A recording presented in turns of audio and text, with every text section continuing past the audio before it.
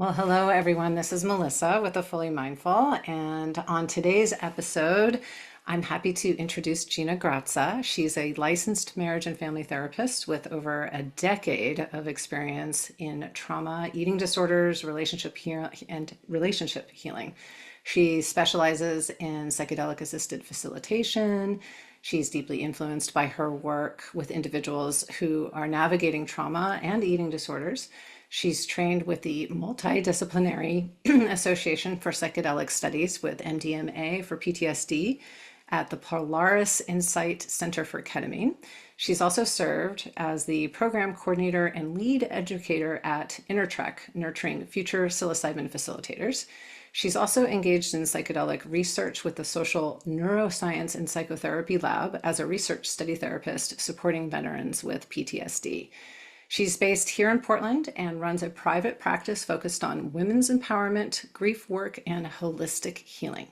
So excited to have you here today, Gina. Welcome. Thank you, Melissa. Thanks for having me. Yeah, I'm really excited to have you here.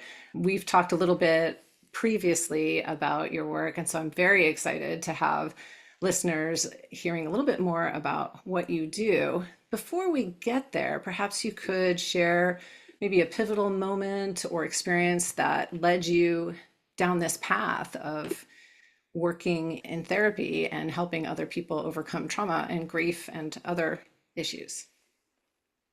Yeah, I think my introduction to therapy started when I was a young preteen, so about 12 years old, and going into my own therapy after my parents divorced.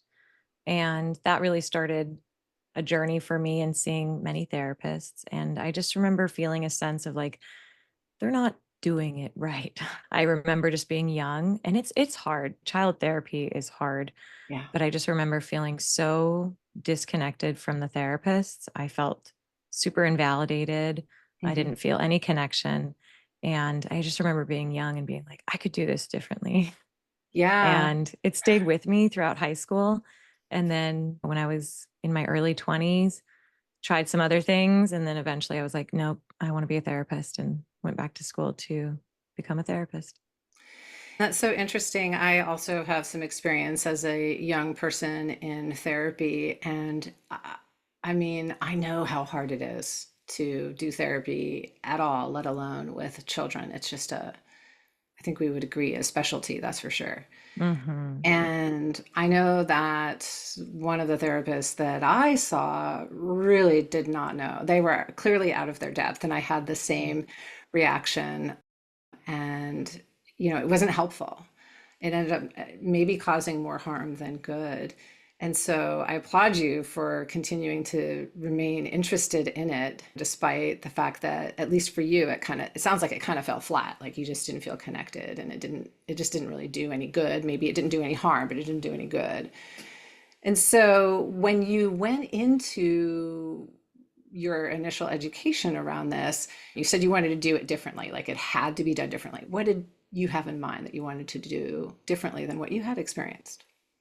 I went to get my master's in marriage and family therapy with the intention of deepening my education on relationships Mm, and humanistic and transpersonal psychology. Those are the modalities that most resonate with me because it's very relational.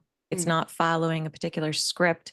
It's very in flow. So what I thought I would be doing differently is genuinely connecting with people, not just following a script, not just doing what I have to do, take the notes and be done with it, but really connecting with other human beings.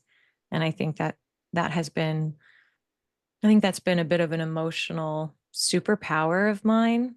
When I was younger, it was really, I think there was a lot of shame about being sensitive, being too loud, being mhm, too emotional. But as an adult, they're beautiful skills for being a helper and a therapist and a counselor, or a coach, or a support person. So I've kind of alchemized the pain of feeling othered by my sensitivity mhm. and transformed it into being a gift that serves me in this career. I really like that. And I like this idea of it being relational, because having had my fair share of therapy, and I'm sure other people out there listening might have had this experience too, where the therapist, I mean, they're just doing what they're trained to do, right? You know, what brings you here today? How did that make you feel? Then what happened? Is there something that this relates to in your childhood? And how do you think it relates? And how did you feel then? And you're not supposed to share anything about yourself with the clients. And everything that I know about connecting with other people seems to scream against that approach, right? Like, how can you possibly develop a really authentic rapport with someone without some of those relational skills, right? Just asking questions, checking the boxes. And even if you do it with a very empathic voice, right? Even if you have empathic body language, how can you possibly do it if you're not actually relating to the client, right? Absolutely. Absolutely. Yeah. So how do you go about relating to the people that you have worked with or that you continue to work with? Can you give us some examples? Obviously not revealing any client confidences, but your own approach to relating to clients. Yeah. I feel like the more work I do on myself, the more I can be a grounded, centered, supportive, reflective, mere caregiver of Mhm. sorts, support.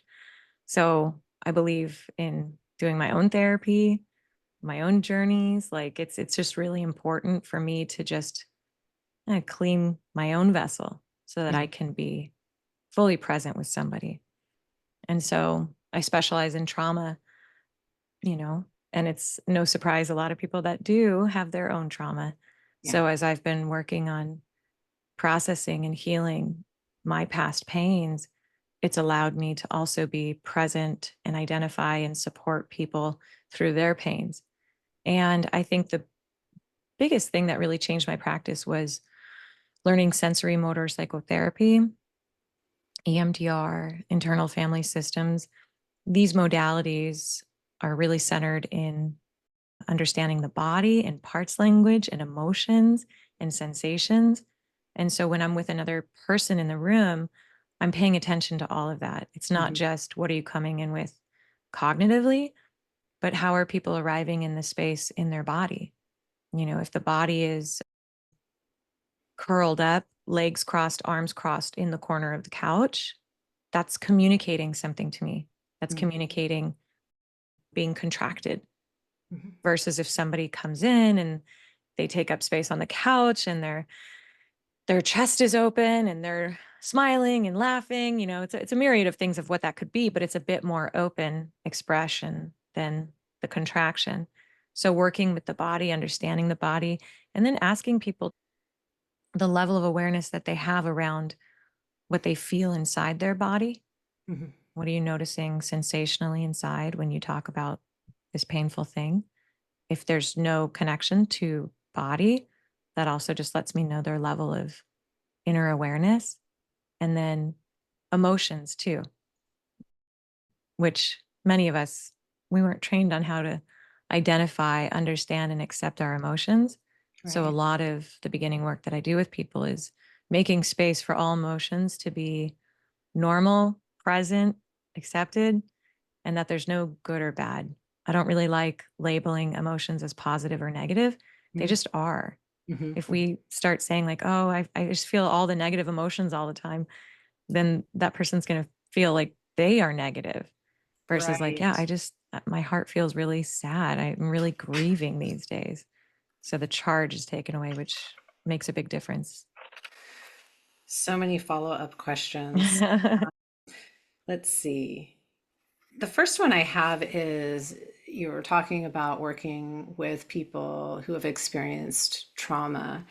And a lot of people seem to understand trauma in terms of what I'm going to call big T trauma. Something really significant has happened to this person. They were in a horrible car accident. A parent died when they were very young. They had experienced sexual assault. You know, those are some examples, right? Certainly there would be more. But there's also trauma of the, I guess people call it the little t variety, right? The small t variety. And if you could talk about if you see a difference between these more significant capital T traumas versus these little t traumas and how they impact people in their Hmm. everyday lives. I actually don't use big T, little t language. Hmm. Personally, I feel like that minimizes people's experiences. Hmm. So I'm not a fan of that language for me. I Yeah. understand for some people it can help contextualize, but what I find in working with early childhood wounding is some folks really need to occupy the space of affirming that a need wasn't met in childhood or that there was neglect or abuse that didn't leave a mark. And that needs to be acknowledged as trauma too. And Right. what I hear a lot with people who don't feel like it's a big enough trauma is they just don't give themselves space to acknowledge that it is trauma and that it did impact them. And we don't have to compare it to other people's traumas. Mm-hmm. Hmm. We can all be impacted by different things. And some things may impact someone, and some of the very same things may not impact people in other ways. So I don't like to compare. You are leaving a situation impacted and wounded Hmm. that shows up in your current life today. I think Gabor Mate once said, there are many ways to kill a houseplant. You can cut it, you cannot water it, you can neglect it, you could talk badly to it. Like there's many ways to cause injury. And it's different with each human being and how our nervous systems and metabolism and the sociocultural factors around us, support systems, all of these things impact it. So I think I don't know if I answered your question or gave Yeah, more. no, you did. And I know Gabor Mate also talks about trauma, I think in exactly the same way that you were describing it in terms of it's not so much what happens to the person, it's how that event or those things impacted the person, right? And those will Mm-hmm. be, as you've said, could be very different for each person, even with a very similar event. So we're Mm-hmm. both in the same terrible car accident. Mm-hmm. Somehow I'm fine and you're not, Mm-hmm. right? And it doesn't mean that I'm somehow more well, better adjusted or better than you. It doesn't mean that you are more Mm-hmm. sensitive than me. It just means that it's had this impact on you, and for whatever reason, it hasn't on me. And there could be a whole multitude of interconnected reasons why that is. Absolutely. And it's Yeah. really like understanding the nervous system on Mhm. such a more deep level than what we normally think about, like our defense mechanisms and the amygdala and how we respond to fear, and then also bringing in attachment theory. Mm. The early studies on attachment theory with Mary Ainsworth and the early videos that people were doing with children, you can see the impacts, the emotional impacts of caregiver neglect. Mhm. And that doesn't just stop when you're 18. The impacts of attachment trauma live with us inside of us until we are able to turn towards it, identify it, heal it, either with ourselves, with another, or in partnership. But Mhm. it's there, especially if we witnessed a lot of emotional turmoil in partnership with our caregivers. Right. And so much, I mean, we as humans are highly adaptable in so many ways, right? For better or for worse, right? We are adaptable. And so if we experience a trauma, say you mentioned neglect by a caregiver, and we may learn early on these, adaptation skills of how not to feel that way, and we compartmentalize or we do whatever we do to not feel those things. But that also doesn't mean it goes away. It just may come out in a different Mm-hmm. way, right? Mm-hmm. Totally.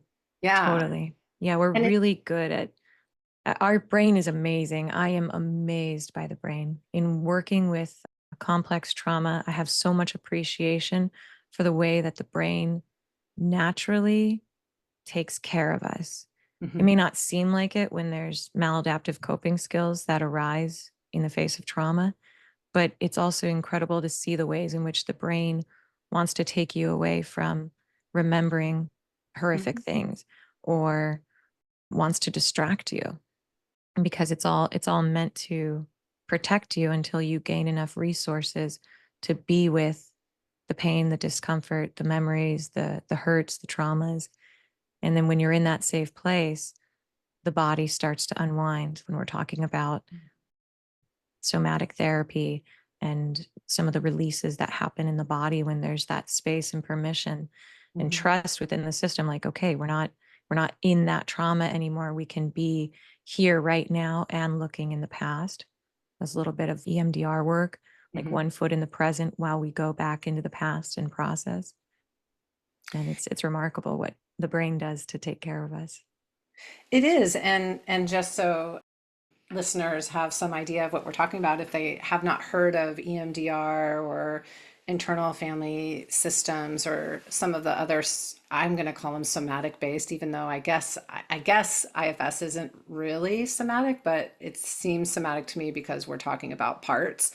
But if you Yeah. could describe just a little bit of what those two modalities are and why they're so effective at helping people with trauma and just people in general who might be struggling with a particular issue Yeah. or ability to self-regulate or other issue that they might be struggling with. Yeah. And I'll talk about that. And then I'll also just say, sometimes when I work with people, they don't like the word trauma. They're like, can we Mm, call it something else?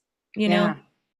because there's some sort of taboo with the word trauma. Some people feel like they're being dramatic, or some people feel like it's Hmm. too large of a word, or it makes them feel uncomfortable for whatever reason. Hmm. No judgment. Then I just say, okay, wounding, Mm, pain, suffering that's distracting you from mm, life. So, internal family systems was created by Dick Schwartz, and that is essentially understanding that we are made up of parts, all of us. And that's very familiar to us when we say, well, a part of me feels this way, but a part of me feels that way. mhm. Or logically, I understand that, but emotionally, I'm just not okay with that. Right. So the internal family systems organizes around self energy. So self energy is what we're trying to get back into relationship with. And self energy lives within all of us. And he created the 8 C's to help us remember what self energy is. And it's Mhm. rooted in calm, confidence, curiosity, courage, calmness, creativity, and care, I think. Mhm. And then the parts are managers, aspects of ourselves that just keep going on with normal life. Nothing to see here. I'm doing great. Maybe it's a burdened part that's kind of a perfectionist, Mhm. but maybe it's an unburdened part that's just task oriented. Mhm. And these parts help get us through the day and through our daily tasks. And then there's the firefighters, and they're thrill seeking, spontaneous. And again, we have different aspects of burdened and unburdened. Burden might look like engaging in addiction Mhm. patterns. And then unburdened might be like, let's take a trip. Let's go to Morocco. And then, of course, there's the exiles. And the exiles are known as our child parts, sometimes our Mhm. feeling parts that feel sometimes outcasted. Mhm. We don't want to show some of the more vulnerable sides of ourselves, or some of the early childhood hurts and pains of why we feel what we feel. And managers and firefighters, before we start to understand our system, want to keep those exiles under wraps. Right. And so it's really about how can we make space to start to hear the internal dialogue of our many parts inside of us, and reinstate the self energy to be driving the ship Mhm. rather than some of the parts taking over the system. So we're making relationships. And what I love about internal family systems is, as a family therapist, for me, it feels like the most loving version of family therapy inside myself. Yeah. I love that. I mean, that internal dialogue that you're talking about, it's happening anyway. We just often are not aware of it, right? We've learned to just put that in the background, right? But it's always happening. The internal dialogue Totally. between these parts are, it's always happening. So Like the it's, self-critic, like, oh, you shouldn't have yeah, done that. right. Oh, you would have been better if you did this instead. Yeah. Yeah, I have that one big time. Yeah, Yeah, it's a popular one. it's very popular, as is the perfectionist part Mhm. of me as well.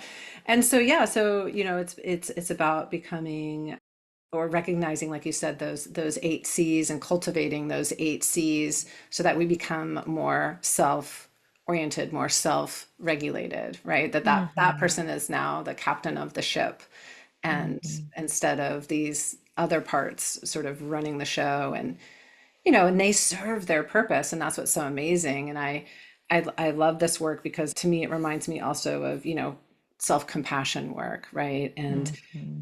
Kristen Neff and Chris Garmer's work on self-compassion, and that these it's not to alienate these parts. If anything, it's to give them is to give them compassion, right? To recognize that they were serving a purpose and trying to keep us safe and secure and happy, and they did the best that they could. And so I love internal family systems for this. I don't understand why every therapist doesn't Mhm. use this system, because it seems so, I mean, it's who we are as humans. Like Mhm. you said, we have that natural language that I think probably every culture uses. Oh, that part of me that doesn't like this. So there's part of me that is uncertain, or there's part of me that, and then we get confused. Why do I have all these parts? I just want to be Mhm. integrated, right? Mhm. And so here's this modality to do just that, Mhm. right? Yeah. Yeah. Yeah. Yeah. I think it's a beautiful model. There are many other models that are very similar to it, and Mhm. they've been around for a long time. It's just it gets packaged differently with each Sure. generation. And I'm with you along self-compassion work. I don't think you can do trauma work without self-compassion. It's just an eventual place one has to get to really heal and move, is to be kind to ourselves, to Hmm. be gentle to ourselves, to be compassionate to ourselves. And I think alongside trauma work is also grief work. Hmm. Um, Yes. Yeah. so grief and self-compassion. I mean, it's a journey. It is a lifelong journey to heal. It is. And there are a lot of people, and I guess because I am a lawyer and I know a lot of lawyers, and I work with lawyers and doctors and other professionals who have more of what we traditionally call, I don't like this term, but a type A personality, right? And very driven people. And I've also worked with a lot of law enforcement, and they have that same similar personality. They're very driven, and they hear self-compassion, and many people recoil, right? Because they think, oh, that's going to make me weak, right? Mhm. Why would I be nice to myself? It's the fact that I'm pulling myself up by the bootstraps and, kind of giving myself a hard time. That's why I'm successful in my life and career, not because I'm going to give myself some sort of soft self-compassion, or there's something that they recoil about, like the Mhm. process of it. Mhm. And I'm wondering if you've experienced that with some of the people that you've worked with, or I know Kristen Neff's work has, the research proves otherwise. The more that we're self-compassionate, actually, the more effective we are, right?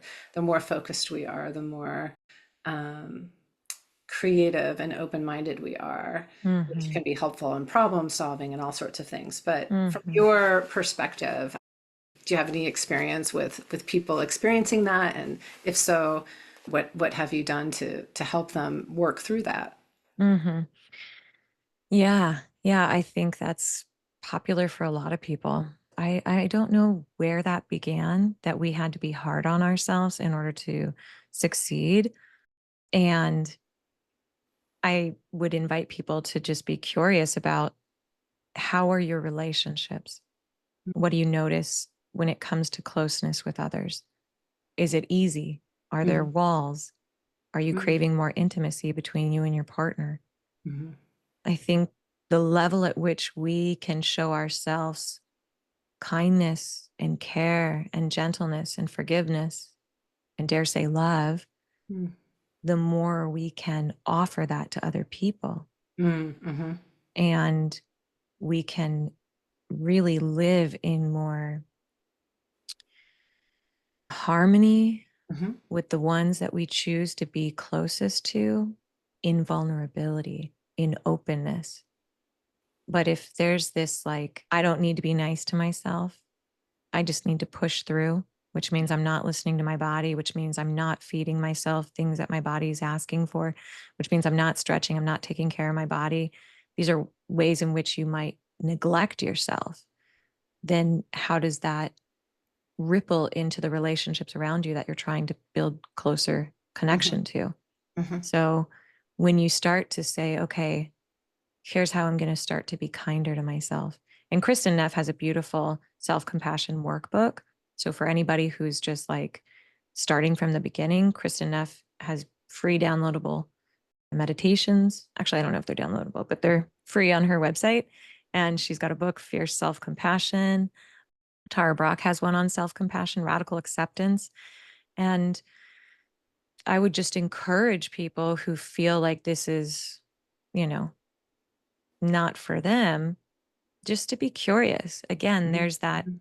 C of self energy, curiosity. Gosh, I don't know about this thing. Can it really be so bad to be kind and compassionate to yourself? We don't bat an eye at being kind and compassionate to other people. That Mm-hmm. makes a lot of sense to us. What would the world be like if we were all a little bit more patient with one another, a little bit more kind, a little bit more understanding? So then it's like, well, yeah, if I were to look in the mirror, I bet it would be really nice to receive that too from Yeah. myself. And Right. especially with trauma, one of the things that I have my clients reflect back to me is, you know, tell me all the things you wish you would have had from your parent. Mm. Tell me all the voids. What were the needs? I wish you would have told me you were proud of me. I Right. wish you would have told me that you loved me. I wish you would have told me that I'm okay exactly as I am. I Mm. wish you would have told me that I matter. I wish you would have told me to go for my dreams, whatever. So then I'm like, okay, you know exactly what the voids are within. Can you go to the mirror Mm. and start giving that to yourself now? And I get it. You're not gonna look in the mirror and then suddenly be like, boom, I said it. It feels great. I've filled the hole. It's gonna be awkward. It's gonna be Yeah. crunchy. You're gonna doubt. You're gonna roll your eyes. You're gonna scoff. You're gonna laugh. But it's a practice. I mean, the same with any Mm. meditation practice. You have to do it again and again and again. It's not with this feeling that you're gonna master it immediately, but that over time you're changing the dialogue in your mind, and it will show a difference in your life when you start being kinder to yourself. And I know that firsthand. Yeah. And what I see with my clients too. I weave it into the work that I do with people.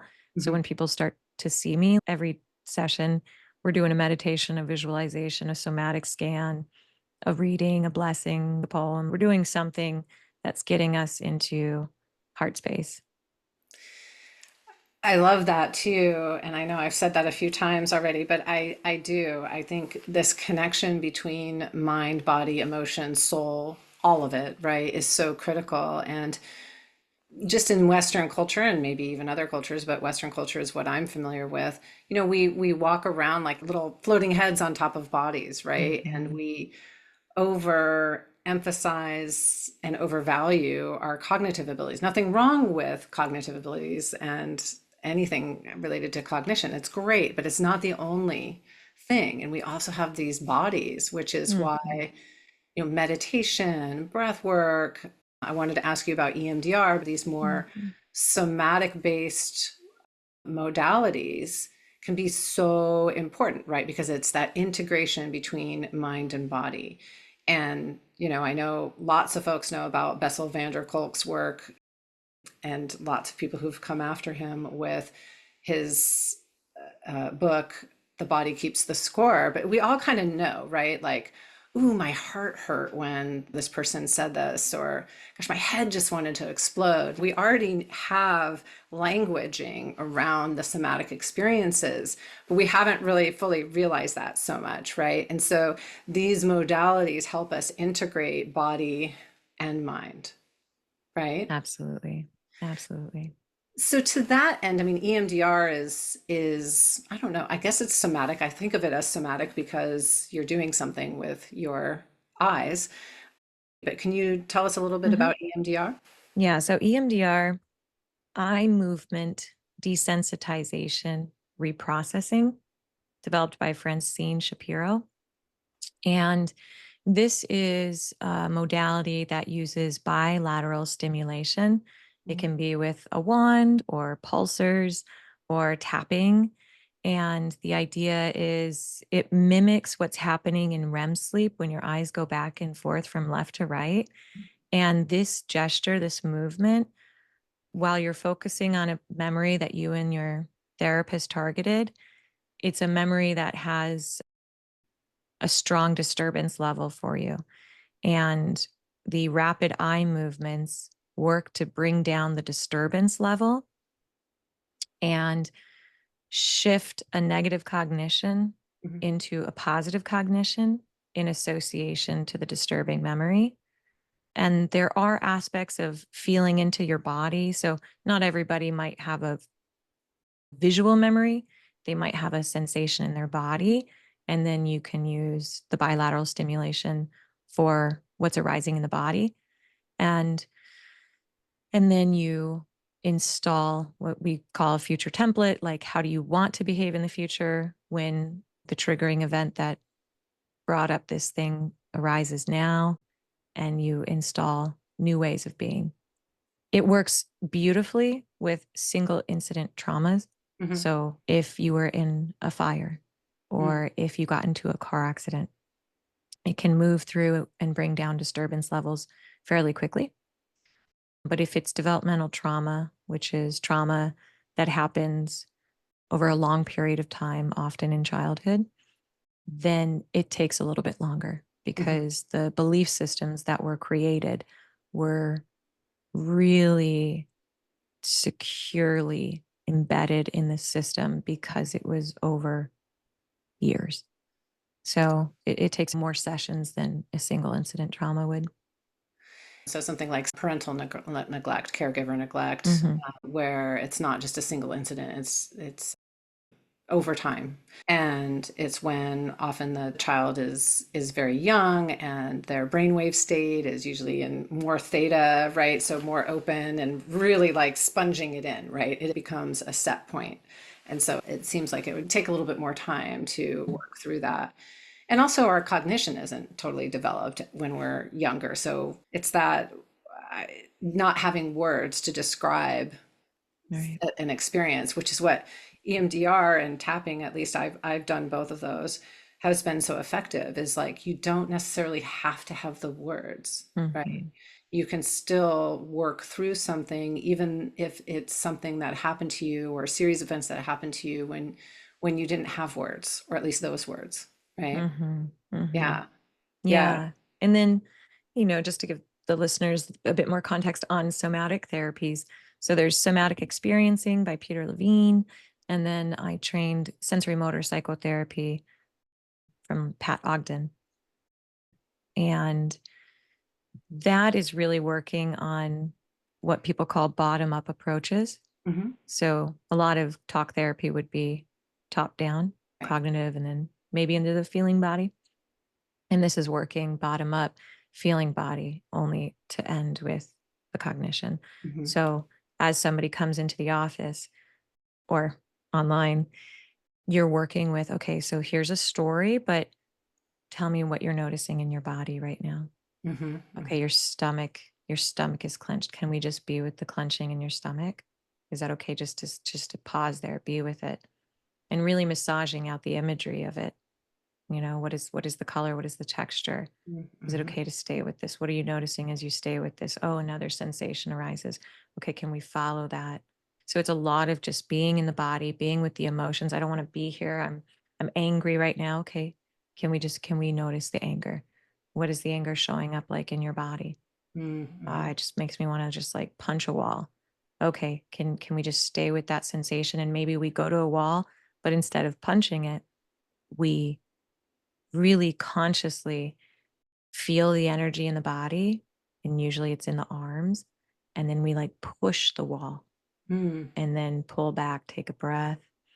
What are you noticing? Where's the anger now? Oh, it's in my hands still. Okay, let's push the wall again. And it's very thoughtful, it's very intentional. And then you breathe and you check back in. So that's an example of what somatic work is going to be more like. And of course, there's many variations and many different techniques. But the idea is like we're staying with sensation, we're staying with Mhm. the experience now as it's showing up versus tell me the whole narrative and how did this Right. happen and why do you think that is, and there's a place for that, and it's Sure. helpful for certain symptoms and struggles, but this is a little different. I'm struck by I have training in somatic coaching, which is different than what you're talking about. But there is some one of the modalities, one of the techniques that we use is called focusing, which is very similar to what you were just talking about identifying where in the body and then maybe even asking not only is it okay to stay with this, but what does this whatever it may be that you're experiencing, what does it have to tell you? Does it have Hmm. something to communicate to you? And what I found is people are able to get in touch with something that they had no idea was even there, right? Hmm. And they're surprised and therefore the impact seems to be can be more kind of revolutionary to them. Like they had no idea that this was the root cause of the issue, and then they just feel better because they've done something like your wall exercise, where now they've released it, and it's just plainly not there anymore, which is why Hmm. it can be so impactful. Hmm. And helpful to know, one, it's okay and safe to feel in your body, Yes. and when you do turn towards yourself and give yourself permission to feel what's arising, you're expanding your capacity to tolerate discomfort, Hmm. and you're building trust within yourself. And then you're resourcing. So the next time Yes. something uncomfortable arises, you can trust that you can be with yourself. And when you are with yourself, it moves, like it moves. And that Right. I Well, think is just, I know it's mind blowing. I mean, there's that. I think it's probably a Buddhist principle, and I've heard it a million times, but it's also part of, I think, neuroscience and your work, which is whatever we resist persists, right? yeah. So it's in the act of resisting, of trying to push it down or away, instead of if we can find a way to be with it, Hmm. it actually resolves, Hmm. right? And like you said, Totally. we learn how to trust ourselves that, oh, it did resolve. I was okay. I'm going to be okay. And so when it happens again, we are more resourced. And so we're more resilient. We're more in our self. Hmm. Yeah. Absolutely. And we start to massage that inner healer within.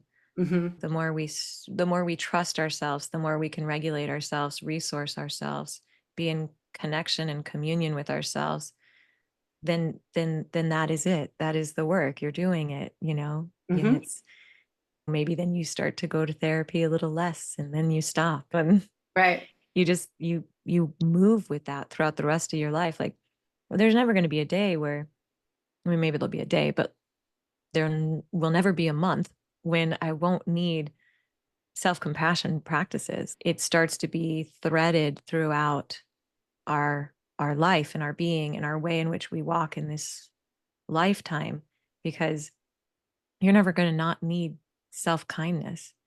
It Right. can be a really harsh world, and there will be another difficulty in your life, maybe a tragedy, and you will suffer again.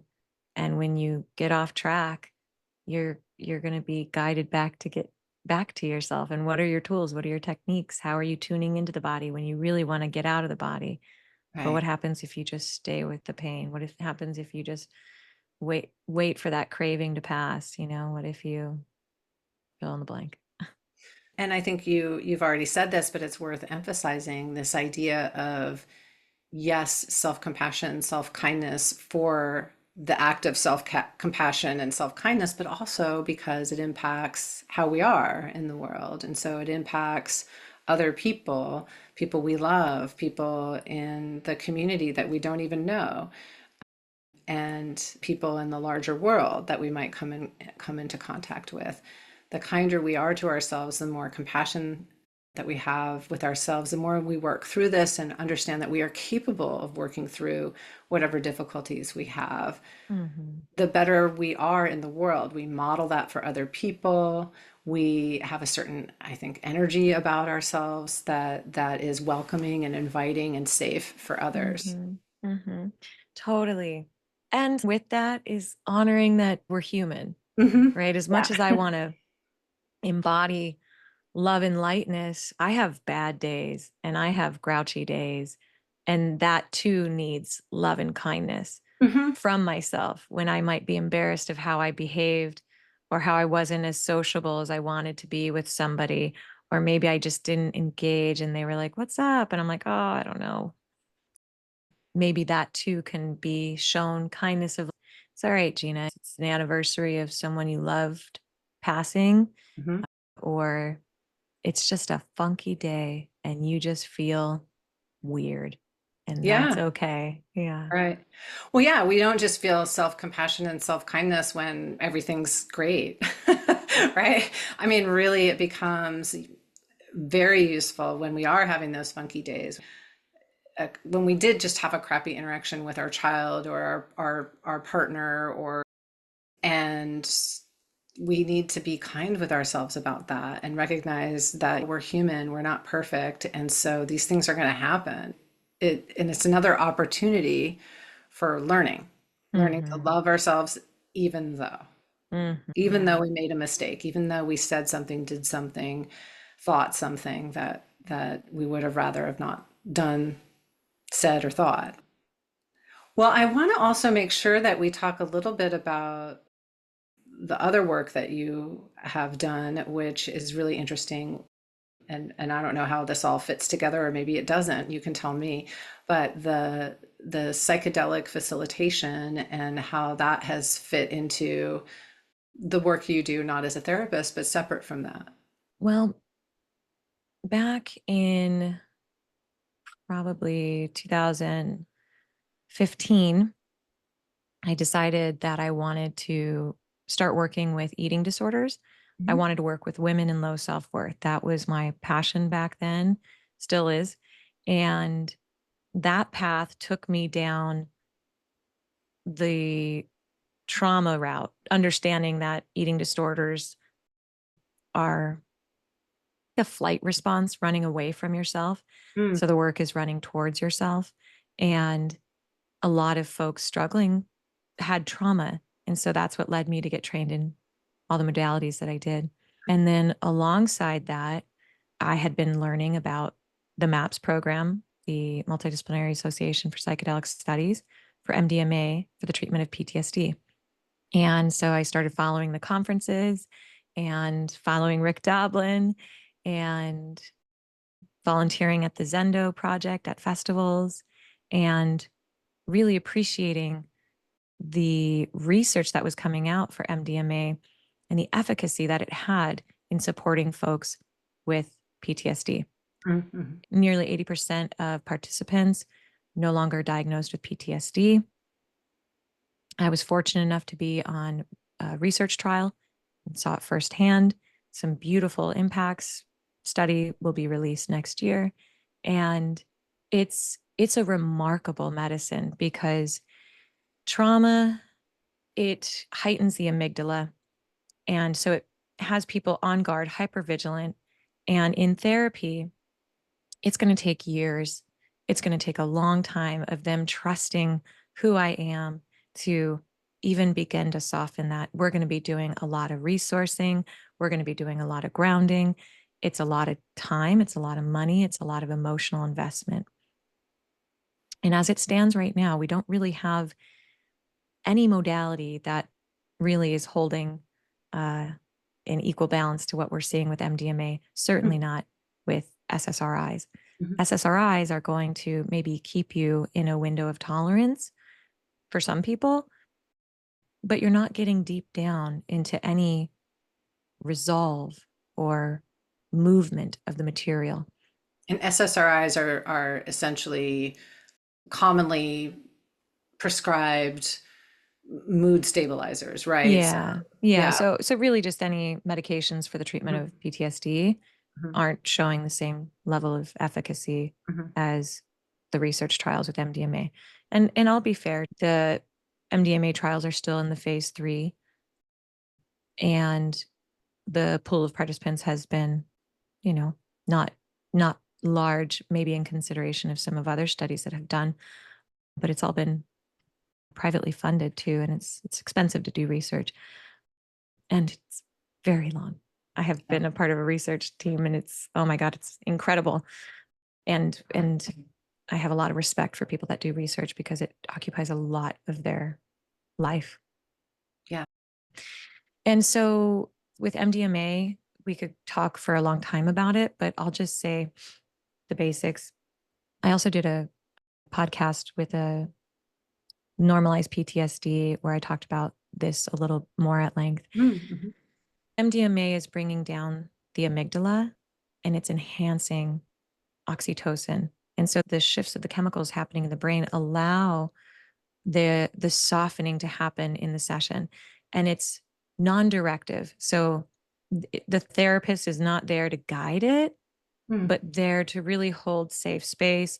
There's preparation so people are aware of maybe what things to expect, and there's the invitation of allowing your body to move through what it knows to move through. So like you said before, the resistance piece, you know, this one of the phrases is the way out is through. So mhm, if you see that resistance, can you be with it? Can you walk through that scary door?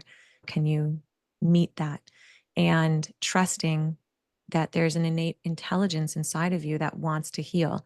If mhm, we cut our finger, the body is going to seal it up. And we trust that our body can do that. The same with healing. mhm, So with MDMA, there's so much happening that allows this to happen more effortlessly and more quickly than years of therapy. And a lot of the research trials, folks had done this for a couple sessions, and their all day sessions last about 5 to 6 hours.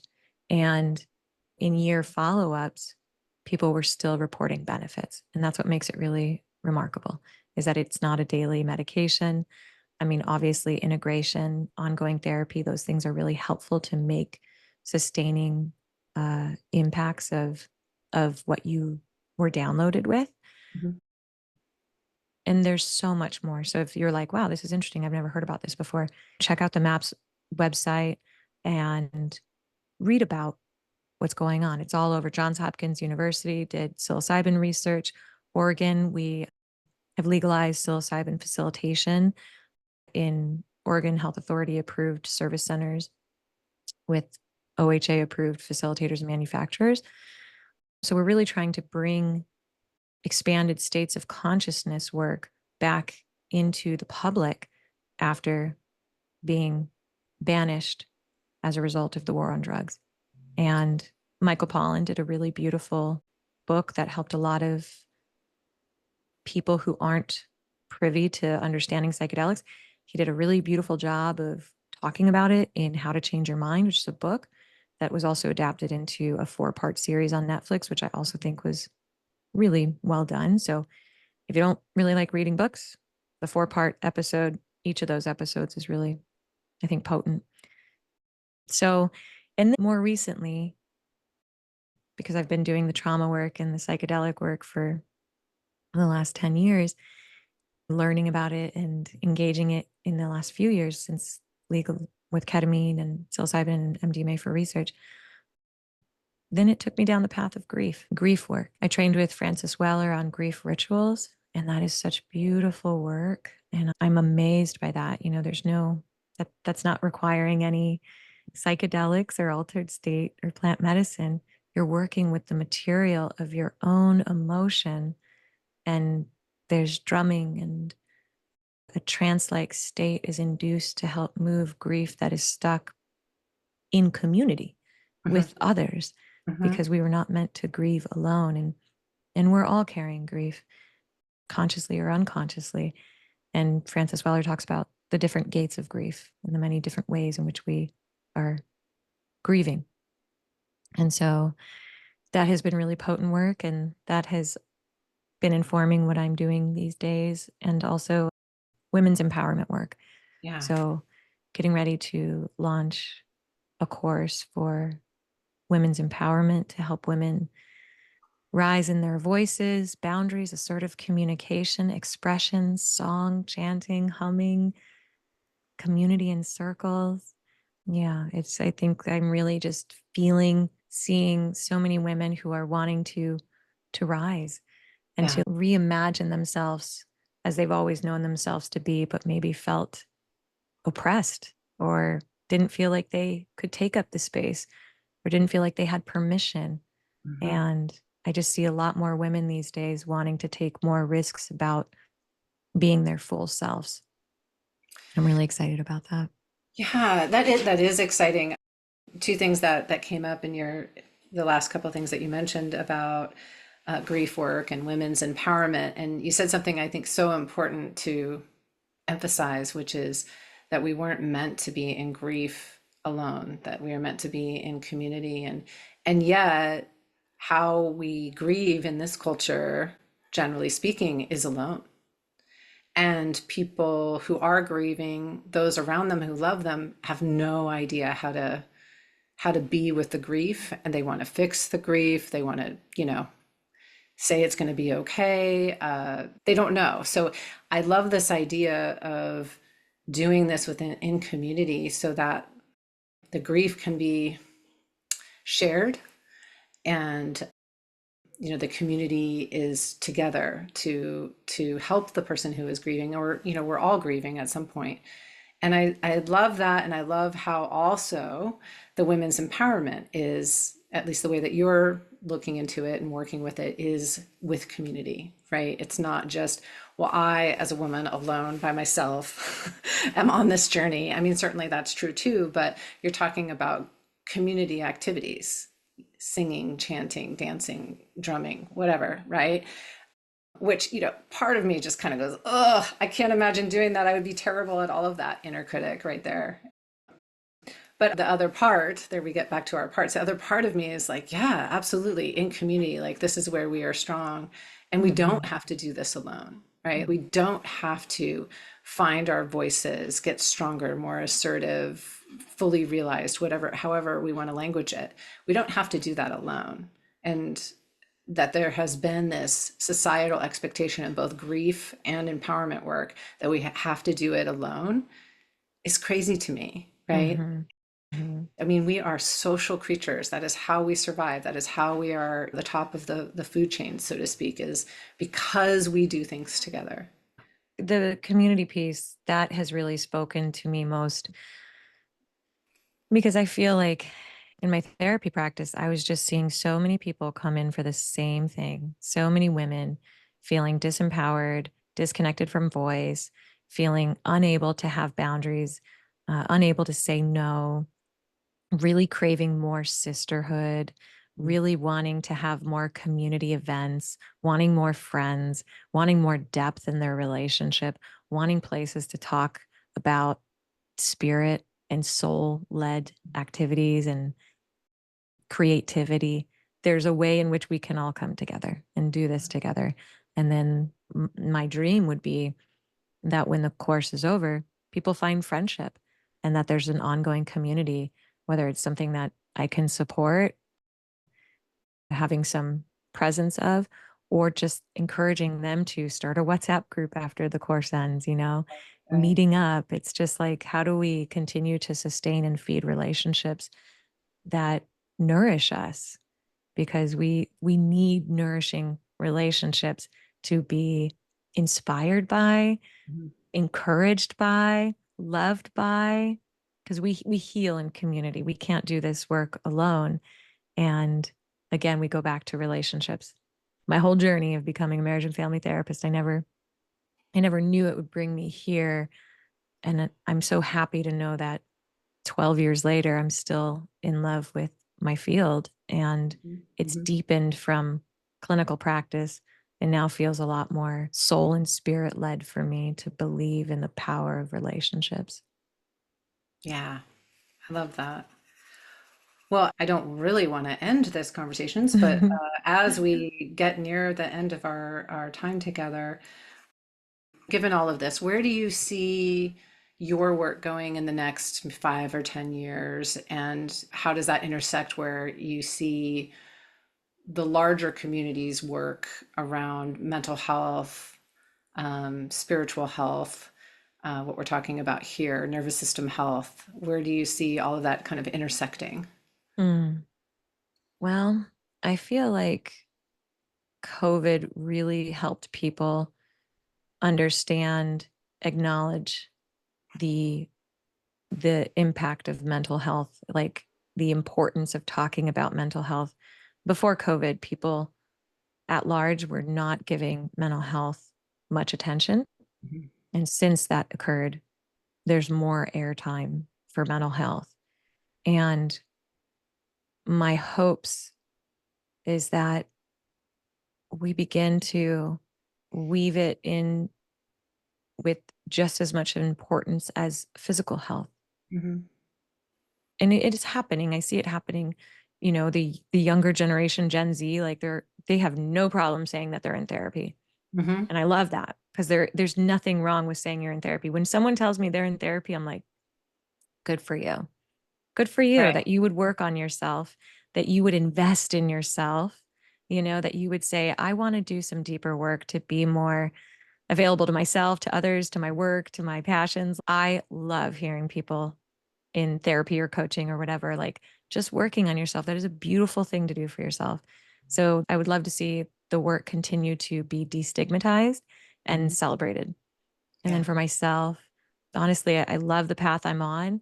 And in 5 years, I would really like to be deeper into my offerings for women's empowerment work and then grief work and, you know, retreats and psilocybin psychedelic facilitation in really safe ways. It's not something that I'm only doing. That's why I think it's important to have these other practices because those feel like integration practices. Yeah. And right now, at least in Oregon, people are really excited about having these altered state experiences. But not many people are talking about what do you do with it afterwards?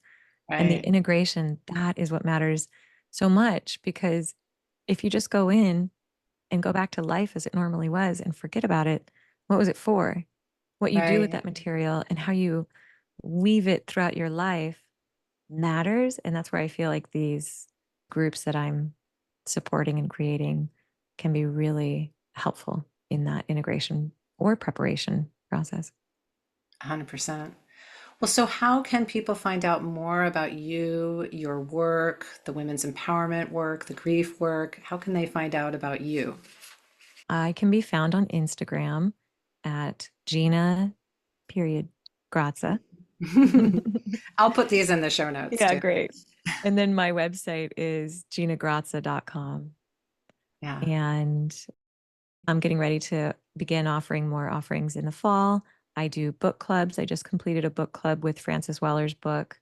I'm getting ready to do another one for the fall. And that is really just like together we read.